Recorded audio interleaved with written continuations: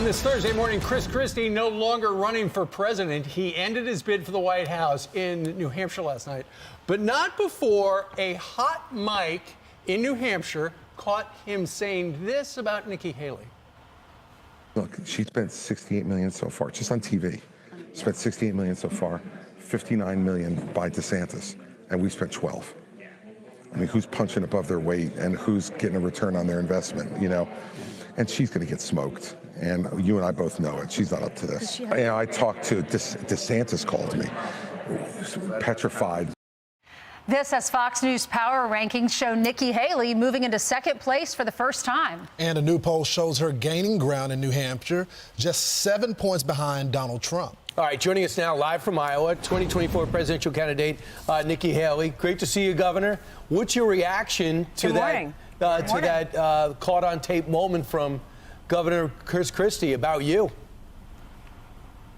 I mean, look, it's not a surprise. These fellows have been talking like that from the beginning when it was 14 candidates and I was at 2%. You know, for us, it's always been slow and steady wins the race. It's the people that decide. We have been putting in 11 months of campaigning, not just in one state, but in every state. We've spent our money right. And we focused on relationships with the people on the ground and gaining their trust. And that's why you see this has become a two-person race with me and Donald Trump. And, you know, while everybody else wants to discount us, I'll tell you, we keep moving and we're moving for a reason. Governor, you make the point that people need to pay attention to the people on the ground. And you're right. You've seen some traction in New Hampshire, but I spent over 300,000 miles in airlines last year talking with voters.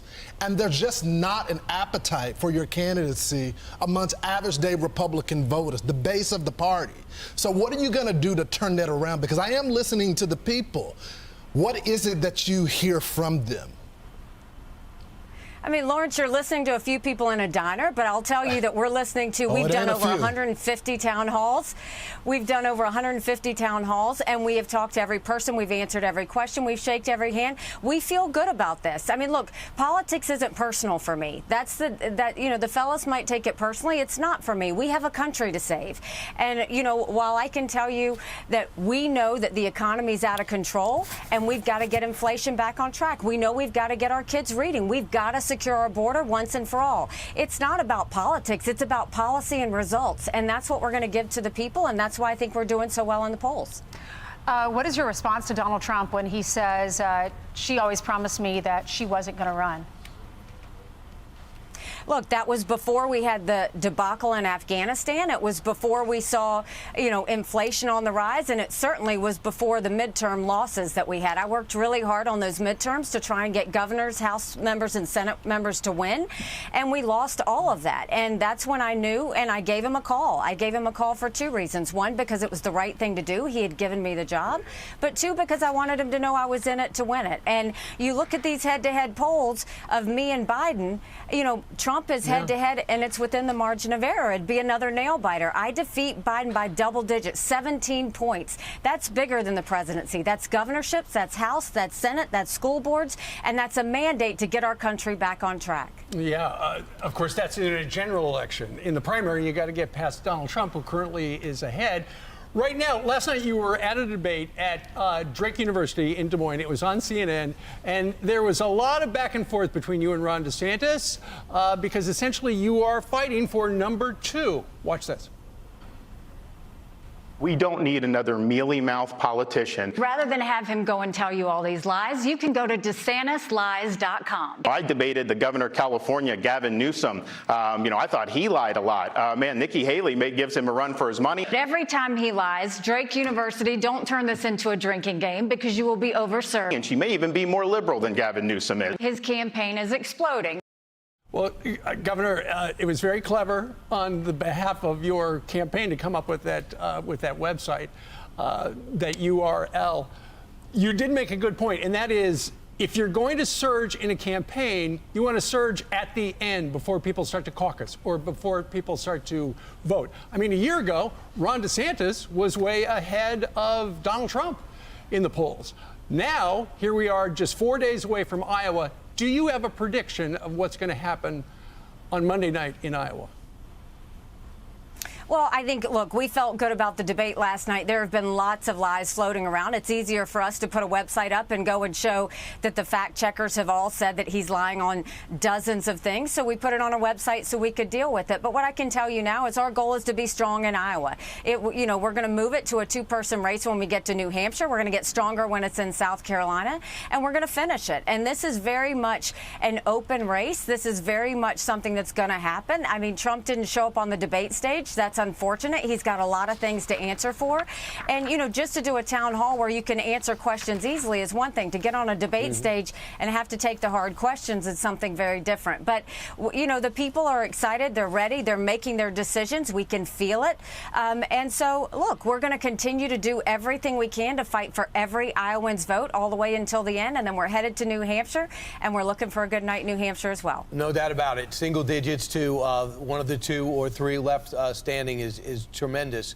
But Elon Musk seems to have semi-called you out on this. He said this on his on X or Twitter.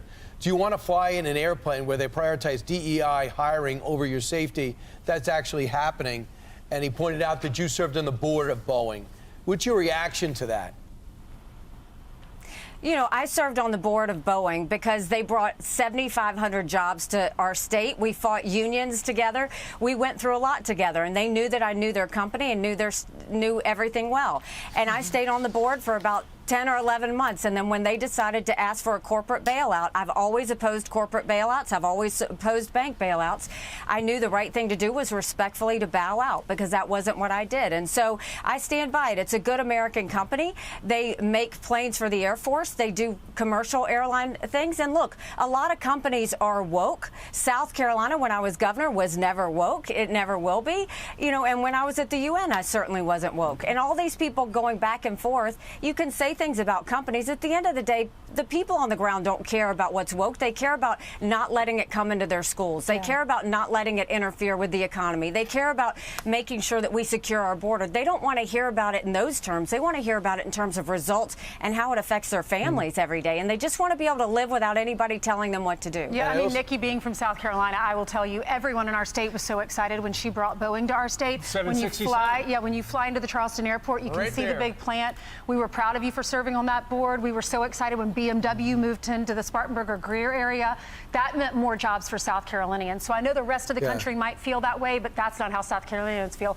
And one more quick question, sorry, Lawrence, but being from South Carolina, what can you expect there? Because people love you, they love Tim Scott, and they love Donald Trump. How do we decide for the voters in South Carolina?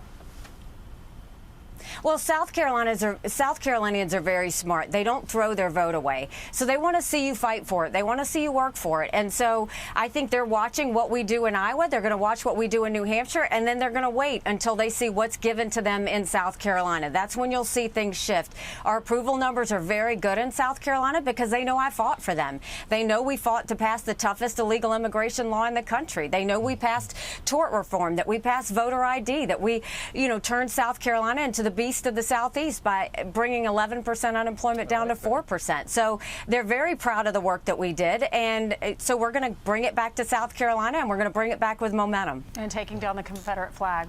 People cheered you on for that. All right. Nikki Haley, thank you very much. Thank you. We're going to be in Iowa on Monday. Hope you can drop by Des Moines to be with us. And the week after, we're going to be in New Hampshire. Maybe we'll see you twice in person in the next 2 weeks. You will see us a lot. Go to NikkiHaley.com and join us. All right. Very good. Okay. Thank you. I'm Steve Ducey. I'm Brian Kilmeade. And I'm Ainsley Earhart. And click here to subscribe to the Fox News YouTube page to catch our hottest interviews and most compelling analysis.